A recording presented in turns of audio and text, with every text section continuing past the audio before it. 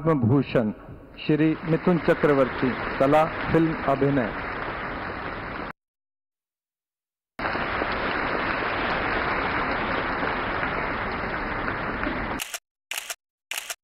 Sir Narayan चक्रवर्ती, विज्ञान एवं engineering.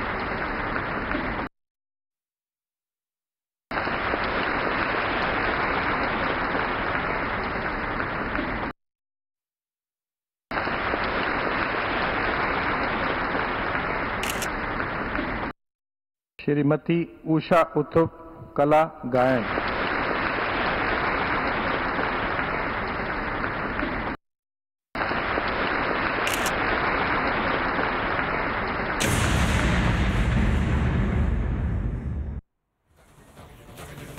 নমস্কার, বাংলার প্রাইম টাইমে আপনাদের সবাইকে আরও একবার স্বাগত। আপনাদের সঙ্গে আমি ঈশান দেব রয়েছি আজ বাংলার প্রাইম টাইমে।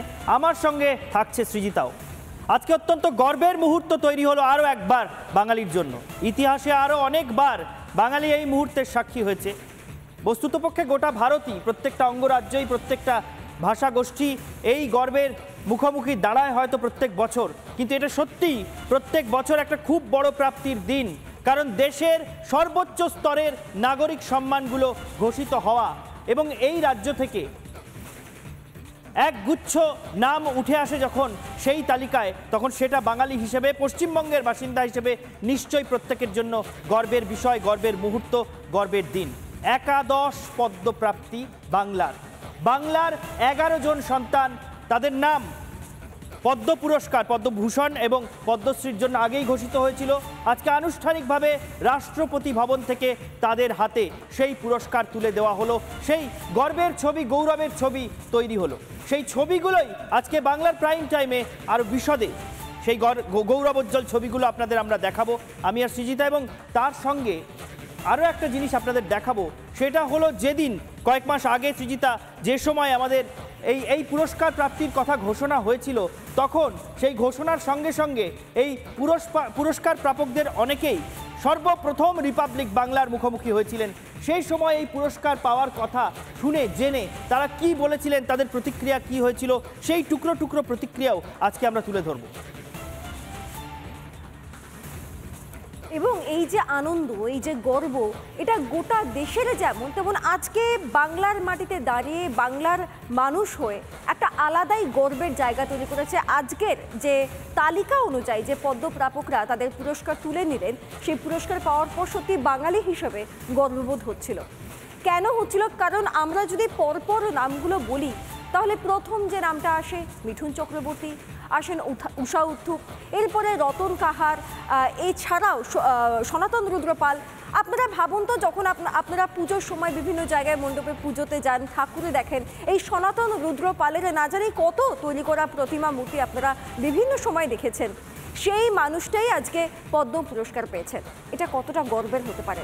রতন কাহার, আপনারা নিশ্চয়ই জানেন যে বড়লোকের বিটিলো লম্বা লম্বা চুল, এই গানটা আমরা সেই হয়তো মা ঠাকুমাদের মুখেও হয়তো শুনে আসছি, মায়েদের মুখেও এই গান শুনেছি, নিজেরা ছোটোবেলায় অনেক গেয়েছি। কিন্তু এই গানের সূত্রধর যিনি এই গানকে তৈরি করেছেন, সৃষ্টি করেছেন, তাকে হয়তো আমরা সেভাবে খুঁজে পাওয়ার চেষ্টা করিনি। এটা হয়তো আমাদেরই ব্যর্থতা। কিন্তু ভারত সরকার কখনো নিজ কাজে হয়তো ব্যর্থ হয় না। তাই জন্যই বাংলার আনাচে কানাচে যে সমস্ত সৃষ্টিগুলো রয়েছে, যাদের দ্বারা সেগুলো সৃষ্টি হয়েছে, সেই সৃষ্টিগুলোকেই তারা তুলে ধরেছেন একেবারে গোটা দেশের কাছে, হয়তো বা গোটা বিশ্বের কাছে। উষা উত্থুপের কথা যদি আমরা বলি, উষা উত্থুপ যে সময় গান গাওয়া শুরু করলেন, সেই সময় হয়তো আমরা লতা মঙ্গেশকর, আশা ভোঁসলে তাদেরকে শুনে অভ্যস্ত। উষা উত্থুপের গলাটাকেই হয়তো আমরা শুনে অভ্যস্ত ছিলাম না। 60-70 দশকে পপ সিঙ্গার কোনো মহিলা হতে পারেন হয়তো কেউ ভাবতেই পারতাম না, কিন্তু তিনি তার যোগ্য সম্মানটা পেয়েছেন। এটা আমাদের কাছে কিছু কম গর্বের নয়, তাই তো ঈশান দেব?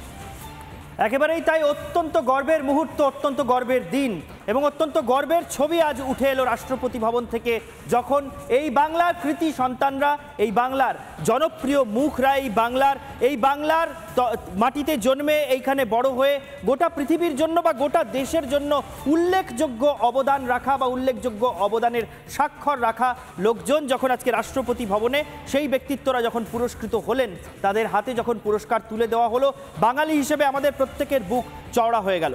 আমরা প্রথমেই দেখে নেব সেই ছবি। মিঠুন চক্রবর্তী, যিনি আজকে পদ্মবিভূষণ সম্মানে আনুষ্ঠানিকভাবে ভূষিত হলেন।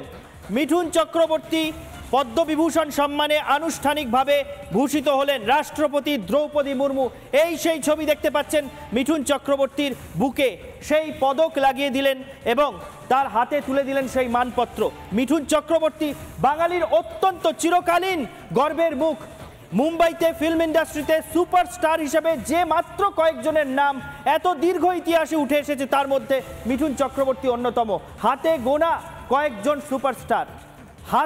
কয়েকজন সুপারস্টার বলিউডে, তার মধ্যে মিঠুন চক্রবর্তী। সেই মিঠুন চক্রবর্তী ভারতীয় সংস্কৃতিতে অভিনেতা হিসেবে তার দীর্ঘ এবং অত্যন্ত উল্লেখযোগ্য অবদানের জন্য একজন বাঙালি, তিনি পদ্মভূষণ সম্মান পেলেন। দেশের তৃতীয় সর্বোচ্চ সম্মান, ভারতরত্ন সর্বোচ্চ নাগরিক সম্মান, তারপর পদ্মবিভূষণ, তারপর পদ্মভূষণ। সেই তৃতীয় সর্বোচ্চ সম্মানে মিঠুন চক্রবর্তীকে ভূষিত করা হলো। মিঠুন চক্রবর্তীর এই পুরস্কার প্রাপ্তি যেদিন ঘোষিত হয়েছিল সেদিনই বাঙালি উল্লাস করেছিল, বাঙালির বুক গর্বে চওড়া হয়ে গিয়েছিল যে বঙ্গ সন্তান মিঠুন চক্রবর্তী পুরস্কার প্রাপ্তির পর কি বললেন সংবাদ মাধ্যমের মুখোমুখি হয়ে, আমরা শুনবো মিঠুন চক্রবর্তী কি বললেন। Yeah, this is very surreal, Actually, I never expected. I do not expect things, so that's why, but the moment I heard the news, for a moment, I was very quiet, taken aback. Thank you very much for thinking of me. আমি গর্বিত, আমি আনন্দিত এই পুরস্কার পাওয়ার জন্য। সবাইকে আমি ধন্যবাদ জানাচ্ছি। আমি জীবনে কখনো নিজের জন্য কারো কাছ থেকে কিছু চাইনি, আর কিছু না চেয়ে পাওয়ার যে আনন্দ আজকে সেটা উপলব্ধি করছি। It's a different feeling altogether. It's a great feeling. আমি এই অ্যাওয়ার্ডটা আমার ওই সব ফ্যানের, আমার ওয়েল উইশারদের ডেডিকেট করছি, যারা ভারতে আছে, ভারতের বাইরে আছে, যারা আমাকে এতদিন ধরে নিঃস্বার্থ ভালোবেসেছে, আমাকে নিঃস্বার্থ হয়ে ভালোবেসেছে, তাদের জন্য আমি ডেডিকেট করলাম। And thank you very much for giving me so much of love and respect. আরও একটা পদ্মভূষণ পুরস্কার ঝুলিতে এসেছে আরও একজনের, যার কথা আগেও বলছিলাম, ঊষা উত্থুপ। ঊষা উত্থুপ নামটা আসলে আমরা কোনো জায়গাতেই হয়তো ঠিক নির্দিষ্টভাবে আটকে দিতে পারি না। তিনি বাংলার হতে পারেন, তিনি তামিলের হতে পারেন, তিনি হিন্দির হতে পারেন, তিনি না জানি আরও কত ভাষার হতে পারেন। তিনি তার গোটা জীবনে বা এখনও যে গান গেয়ে যাচ্ছেন, যে প্রচুর পরিমাণ গান গেয়ে যাচ্ছেন এবং বিভিন্ন ভাষার গান উপহার দিয়ে যাচ্ছেন, তা হয়তো সত্যি সত্যি আমরা ভারতীয় হিসেবে, আমরা বাঙালি হিসেবে সত্যি গর্ব অনুভব করি। ঊষা উত্থুপ যখন গান শুরু করছেন তখন 60-এর দশক, 70-এর দশক, 80-র দশক। তার আগে আপনাদেরকে একবার সেই ছবিটা দেখিয়ে দিই, যখন ঊষা উত্থুপ তার পদ্মভূষণ পুরস্কারটি নিচ্ছেন সেই মুহূর্তের ছবিটা আপনাদেরকে দেখে। এবং ঊষা উত্থুপের একটা বিষয় খুব সুন্দর, তিনি কপালে যে টিপটি পরেন সেই টিপে অদ্ভুতভাবে একটা কলকাতার ছোঁয়া থাকে, অনেক সময় ক লেখা থাকে। এটা একটা আলাদা আকর্ষণ তৈরি করে। আজকেরটা কিছুটা অন্যরকম, আজকে একটি ত্রিশূল আমরা দেখতে পাচ্ছি তার কপালে, এবং তিনি যে মুহূর্তে পুরস্কার নিতে যাচ্ছেন সেই পুরস্কার সত্যি আনন্দের, সত্যি গর্বের। একেবারে প্রথম সারিতে বসে রয়েছেন প্রধানমন্ত্রী, অমিত শাহ স্বরাষ্ট্রমন্ত্রী, বিদেশমন্ত্রী, সকলে পরপর বসে রয়েছেন এবং তাদের সকলকে প্রণাম জানিয়ে তিনি তার যে সম্মান, সেই সম্মান গ্রহণ করলেন। আর যে কথাটা বলছিলাম, যে ঊষা উত্থুপ যখন গান শুরু করছেন, তিনি যখন আস্তে আস্তে পপুলার হচ্ছেন, তার আগে বিভিন্ন সান্ধ্য ক্লাবে তিনি গান গাইতেন, সেখানেও তার একটা আলাদা জনপ্রিয়তা ছিল। তারপর আস্তে আস্তে তার ব্যাপ্তি ছড়ানো এবং 60, 70, 80-র দশকে তার যে গান, মানুষ ওই গানের সঙ্গে অভ্যস্তই ছিলেন না। ওরকম ভিন্ন গলায় মানুষ যে এরমভাবে গাইতে পারেন, এরমভাবে যে পপ গান গাইতে পারেন কোনো মহিলা, কেউ ভাবতেই পারতেন না। মানে সেটা দমবারে দম হোক, মেহবুবা হোক, আমরা জানি আজও সেই গান একই রকমভাবে নতুন মানুষের কাছে। এবং এই বাংলাতেও বহু সুন্দর সুন্দর গান, ভিন্ন ধর্মী গান তিনি আমাদেরকে উপহার দিয়েছেন। আর তারপর তার এক অন্যতম প্রাপ্তি বোধহয় আজকে এই পুরস্কার। কি বলছেন এই পুরস্কার পেয়ে ঊষা উত্থুপ, শুনুন একবার। नमस्कार, नमस्कारम, सत श्री अकाल, सलाम अलैकुम। आई एम सो हैप्पी, इतनी खुश हूँ मैं, आँखों से आंसू छलक रहे हैं, देख सकते हैं आप लोग सब। हम सब एकजुट होके we can do things for each other, make them smile through my music. सबको खुश रखें, and that's all I am interested in. इसीलिए मैं हमेशा कहती हूँ, ये मत कहो खुदा से मेरी मुश्किलें बड़ी हैं, ये मुश्किलों से कह दो मेरा खुदा बड़ा है। And really, the Padma Bhushan and my country and my government has made me believe in this even more. क्योंकि ये सच बात है कि we have to forget about all our problems. Problems तो हर जगह में होते हैं, थोड़ी ना सिर्फ भारत में है या in India. In fact, I think India is one of the best places in the world. If you see the diversity that we have, just look at the diversity. और फिर भी हम लोग united हैं। जो कुछ भी हो जाए हम ये कहेंगे, हम एक थे, एक हैं, एक हमेशा रहेंगे। আরও একটি পদ্মভূষণ প্রাপ্তি হয়েছে বাংলার। তিনি সত্যব্রত মুখোপাধ্যায়। সত্যব্রত মুখোপাধ্যায় অবশ্য মরণোত্তর পদ্মভূষণ পেয়েছেন। মিঠুন চক্রবর্তী এবং উষা উত্থুপ যেভাবে রাষ্ট্রপতি ভবনে গিয়ে আজ সেই পুরস্কার নিজের হাতে নিতে পারলেন, সত্যব্রত মুখোপাধ্যায়ের ক্ষেত্রে সেটা হয়নি। এই বাংলার অত্যন্ত স্বনামধন্য রাজনীতিক, কিন্তু রাজনীতি তার একমাত্র পরিচয় ছিল না। সত্যব্রত মুখোপাধ্যায় অত্যন্ত স্বনামধন্য একজন আইনজীবীও ছিলেন। এই দেশের সলিসিটর জেনারেল হিসেবেও তিনি কাজ করেছেন সক্রিয় রাজনীতিতে আসার আগে। জাতীয়তাবাদী রাজনীতি করতেন। কৃষ্ণনগর লোকসভা কেন্দ্র থেকে তিনি জয়ী হন। সেবার অনেকেই চমকে গিয়েছিলেন যে কৃষ্ণনগর লোকসভা কেন্দ্র থেকে বিজেপির টিকিটে তিনি জয়ী হয়েছিলেন, যেবার অনেককে চমকে দিয়ে তিনি সেবার লোকসভায় পৌঁছেছিলেন। অটল বিহারী বাজপেয়ীর মন্ত্রিসভায় তিনি গুরুত্বপূর্ণ মন্ত্রকের মন্ত্রীও, পরপর দুবার দুটি গুরুত্বপূর্ণ মন্ত্রকের মন্ত্রীও সত্যব্রত মুখোপাধ্যায় ছিলেন। এই রাজ্যের বিজেপির সভাপতিত্বও একসময় করেছেন সত্যব্রত মুখোপাধ্যায়। সেই সত্যব্রত মুখোপাধ্যায়ের দীর্ঘদিনের যে জনসেবা, সেই জনসেবা মানে যেটাকে পোশাকি ভাষায় পাবলিক অ্যাফেয়ার্স বলা হয়, সেই ক্যাটেগরিতে, সেই বিভাগে তাকে মরণোত্তর পদ্মভূষণ সম্মানে ভূষিত করা হলো। সত্যব্রত মুখোপাধ্যায়ের মতন একজন রাজনীতিক, যাকে দলমত নির্বিশেষে এই বাংলায় সবাই শ্রদ্ধা করতেন, এখনও শ্রদ্ধার চোখে দেখেন, সেই রকম একজন বঙ্গ সন্তান, যিনি সাফল্যের সঙ্গে আইন পেশায় কাজ করে এসছেন, সাফল্যের সঙ্গে এই দেশে মন্ত্রিত্ব করে এসছেন, সেই সত্যব্রত মুখোপাধ্যায়ের পদ্মভূষণ প্রাপ্তিতে গোটা বাংলা আবার আরো একবার গর্বের মুহূর্তের অনুভূতির সাক্ষী হয়েছে। এবার আরো একজনের নাম বলবো, তিনি নারায়ণ চক্রবর্তী। বিজ্ঞান এবং ইঞ্জিনিয়ারিংয়ে একটা আলাদাই গুরুত্ব তৈরি করেছেন এই নারায়ণ চক্রবর্তী। এই বাঙালিদেরকে হয়তো আমরা সবসময় চিনতে চাই না বা হয়তো চিনে উঠতে পারি না, এই হেন বাঙালিদেরকে আলাদাই সম্মানে ভূষিত করছেন ভারত সরকার। পদ্ম পুরস্কার চলে গেল নারায়ণ চক্রবর্তীর ঝুলিতেও। সেই ছবিটা আমরা আরও একবার আপনাদেরকে দেখাচ্ছি। নারায়ণ চক্রবর্তী তিনি তার পুরস্কার নিচ্ছেন রাষ্ট্রপতি দ্রৌপদী মুর্মুর কাছ থেকে, এবং সেই গর্বের মুহূর্তের সাক্ষী থাকলাম আমরা গোটা দেশ। এবং বাঙালি হিসেবে আরও একবার আমাদের হয়তো গর্বে বুক ফুলে উঠলো। এবং তিনি যখন পদ্ম পুরস্কার নিয়ে এগিয়ে আসছেন, সেই মুহূর্তের ছবিটা আমরা আপনাদেরকে আরও একবার দেখাচ্ছি। এবং অতি অবশ্যই সামনের সারিতে প্রধানমন্ত্রী, স্বরাষ্ট্রমন্ত্রী, বিদেশমন্ত্রী এরা প্রত্যেকে বসে রয়েছেন, এবং এছাড়াও যারা অন্যান্য অতিথিরা ছিলেন, সেই সকল অতিথিদের উদ্দেশ্যে তিনি তার প্রণাম জ্ঞাপন করলেন। এবং এটাই হয়তো ভারতীয় কালচার, ভারতীয় সংস্কৃতি, ভারতীয় রূপ, যে সকলকে, এই দেশের প্রত্যেকটা কোণা কোণা থেকে সকলকে তার যে যোগ্য সম্মানটা, সেই যোগ্য সম্মানটা তাকে তুলে দেওয়া, তার হাতে পাইয়ে দেওয়া এবং প্রণাম জ্ঞাপন করা, এটাই হয়তো একটা স্বাভাবিক চিত্র আমাদের দেশের। বাঙালি হিসেবে আরও একবার গর্ববোধ হচ্ছে এই একাধিক নামগুলো, যখন মিঠুন চক্রবর্তী থেকে শুরু করে, উষা উত্থুপ থেকে শুরু করে, সত্যব্রত বাবু থেকে শুরু করে নারায়ণ চক্রবর্তী, প্রত্যেকের নামগুলো আমরা যখন একে একে নিচ্ছি। আর এক বঙ্গ সন্তানের কথায় আসবো, তিনি দুখু মাঝি, পুরুলিয়ার দুখু মাঝি। কেন পদ্মশ্রী সম্মানে ভূষিত হলেন? কেন পুরুলিয়ার একেবারে প্রত্যন্ত গ্রাম থেকে আসা দুখু মাঝিকে আজকে রাষ্ট্রপতি দ্রৌপদী মুর্মু পদ্মশ্রীর পদক পরিয়ে দিলেন, হাতে মানপত্র তুলে দিলেন?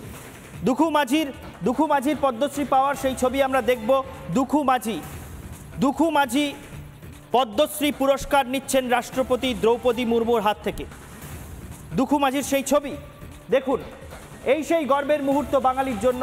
দুখু মাঝি সেই মানপত্র নিচ্ছেন রাষ্ট্রপতি ভবনে। দুখু মাঝি কেন পদ্মশ্রী পেলেন? তাকে পদ্মশ্রী দেওয়া হলো সেটাও এক ধরনের জনসেবার জন্যই। পরিবেশ রক্ষায় তিনি গত 5 দশক নিরন্তর কাজ করে গিয়েছেন। পুরুলিয়ার মতো রুক্ষ জেলায় 5 দশক ধরে তিনি গাছ লাগিয়েছেন এবং গাছ লাগিয়ে নিজেরই প্রায় একটা ব্যক্তিগত জঙ্গলের মতন তৈরি করেছেন এবং সেই দুখু মাঝিকে তার গ্রামের ছোট ছোট ছেলেমেয়েরা গাছ দাদু বলে ডাকে। গত 5 দশক ধরে ভাবতে পারছেন 50 বছর ধরে ওই রুক্ষ জেলায় কোথাও কোনো ফলের আশা না করে কবে তিনি পদ্মশ্রী পাবেন, কবে অন্য কোনো পুরস্কার পাবেন, কোনোদিন নোবেল পুরস্কার পাবেন কিনা এসব ভাবেননি। নিরন্তর প্রয়াস করে গেছেন নিজের মতো করে নিজের রুক্ষ জেলাকে, নিজের রুক্ষ সূক্ষ্ম গ্রামকে সুজলা সুফলা শ্যামলা করে তুলতে চেয়েছেন এবং 50 বছর ধরে নিজের এলাকাকে তিনি গাছে গাছে ঢেকে দিয়েছেন। গাছ দাদু নামে নিজের গ্রামে পরিচিত হয়ে গিয়েছেন। আর আজকে দেশের সর্বোচ্চ এক প্রতিষ্ঠান, যেটা সর্বোচ্চ সাংবিধানিক পদাধিকারী যিনি, সেই রাষ্ট্রপতি দ্রৌপদী মুর্মুর হাত থেকে তিনি দেশের 4র্থ সর্বোচ্চ নাগরিক সম্মান নিলেন। পুরস্কার ঘোষণা হওয়ার পর দুখু মাঝিও মুখোমুখি হয়েছিলেন রিপাবলিক বাংলার। কি বলেছিলেন দুখু মাঝি তার জীবনের এই 50 বছরের অভিজ্ঞতা সম্পর্কে দেখব।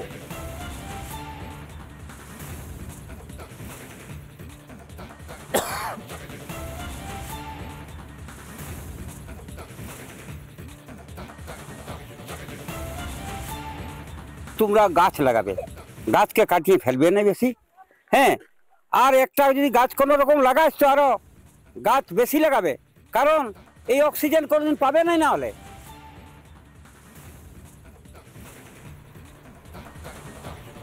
দুখু মাঝির কথা আমরা শুনলাম।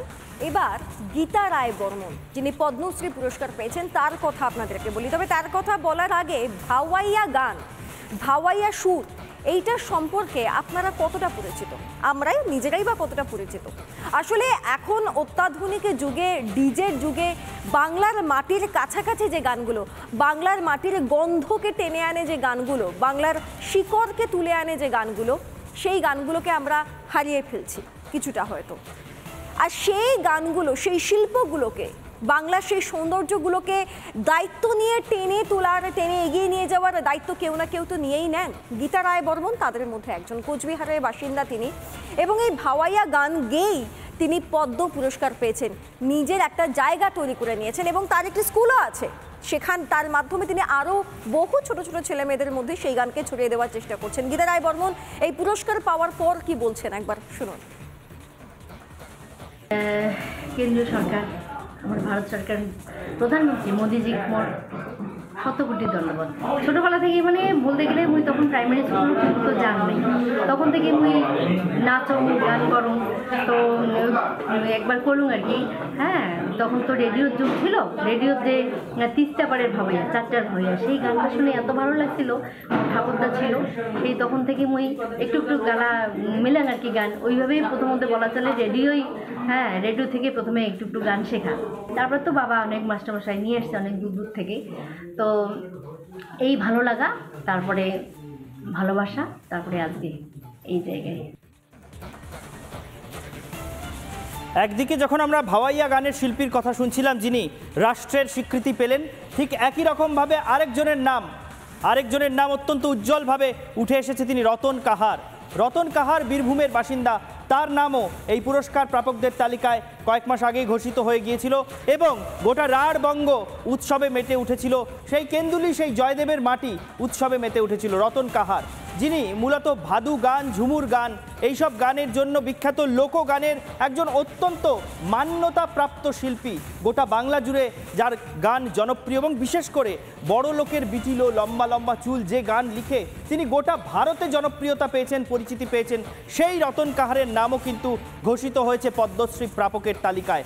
এবং রতন কাহারের এই পদ্মশ্রী প্রাপ্তিতে, এই পুরস্কার প্রাপ্তিতে গোটা বাংলা, বিশেষ করে রাঢ়বঙ্গ, যারা ওই বাউল, ভাদু, ঝুমুর, টুসু এইসব গান, এই লোকগান নিয়ে থাকেন, সেই লোক সংস্কৃতির চর্চা করেন, এটা কিন্তু শুধু রতন কাহারের জন্য নয়, তাদের সকলের জন্য একটা খুব বড় স্বীকৃতি। বাংলার লোকগান, লোক সংস্কৃতি, ঝুমুর, টুসু, ভাদুর জন্য এটা খুব বড় স্বীকৃতি।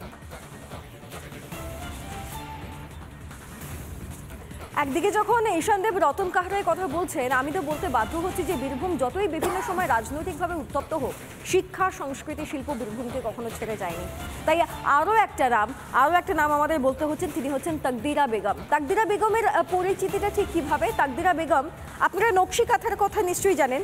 নকশি কাঁথায় কি সুন্দর করে আলপনা দিয়ে আঁকা হয় সুতোর কাজের মাধ্যমে, আপনারা নিশ্চয়ই সকলে জানেন। আমরা অনেক সময় সেই শাড়িও পরি। তো তাকদিরা বেগম সেই কাজটাই করে, তিনি সেই কাজটাই অনেক ছোট থেকে করছেন, স্কুল জীবনে শিখেছেন, পরে সেটি তার পেশা হয়। এবং সেই পেশা যে কখন তার ধ্যান জ্ঞান হয়ে যাবে এবং সেই পেশা যে কবে তাকে পদ্ম পুরস্কার পাইয়ে দেবে তিনি জানতেন না। তবে আজ তিনি গর্বিত, আপ্লুত। এবার সনাতন রুদ্রপাল, আরেকজন অত্যন্ত স্বনামধন্য বাঙালি শিল্পী সনাতন রুদ্রপাল, তার পদ্মশ্রী প্রাপ্তিও আজকে হয়েছে। আগেই ঘোষণা হয়েছিল প্রত্যেকের মতোই যে একাদশ পদ্মপ্রাপ্তি পশ্চিমবঙ্গ থেকে যে 11 জনের পদ্ম পুরস্কার প্রাপ্তির ঘোষণা হয়েছিল, সেই তালিকায় সনাতন রুদ্রপালের নাম ছিল। তিনি অত্যন্ত নামী, অত্যন্ত মান্যতাপ্রাপ্ত একজন মৃৎশিল্পী। সনাতন রুদ্রপালের হাতের ছোঁয়ায় দুর্গা প্রতিমা বারবার কলকাতার সবচেয়ে বড় উৎসব, এই বাংলার সবচেয়ে বড় উৎসব, সেই দুর্গোৎসবে তার প্রতিমা বরাবর কিন্তু আলাদা ঘরানার ছাপ রেখেছে। যেন মৃন্ময়ী রূপ যেন চিন্ময়ী হয়ে ওঠে বারবার শুধুমাত্র সনাতন রুদ্রপালের হাতের ছোঁয়ায়। এবং তিনি পদ্মশ্রী পাওয়ায় পশ্চিমবঙ্গের এই সবচেয়ে বড় উৎসব, তার নামও কিন্তু জড়িয়ে গেল রাষ্ট্রপতি ভবনের ওই দরবারের সঙ্গে। তাহলে একের পর এক নাম আমরা দেখলাম, মিঠুন চক্রবর্তী, উষা উদ্ধুপ, একলব্য শর্মা, সত্যব্রত পাল, রতন কাহার। কোন নামটা বাদ দেব বলুন তো? এই সবকটা নামের সঙ্গে এই বাংলার এক অদ্ভুত সংযোগ রয়েছে। এবং এতগুলি পদ্ম পুরস্কার, মোট 11 পদ্ম পুরস্কার ঈশানদেব বাংলা ছিনিয়ে নিয়েছে। আমার মনে হয় এর থেকে বেশি গর্বের কিছু আজকের দিনে হতে পারে না। একেবারেই অত্যন্ত গর্বের মুহূর্ত, অত্যন্ত গৌরবোজ্জ্বল মুহূর্ত। এবং রাষ্ট্রপতি ভবনে বাঙালির জন্য যতগুলো গৌরবের মুহূর্ত আজকে তৈরি হলো, সেই ছবি আপনাদের সামনে আমরা তুলে ধরলাম। বাংলার প্রাইম টাইম আজকের মতো শেষ করছি এখানেই। দেখতে থাকুন রিপাবলিক বাংলা।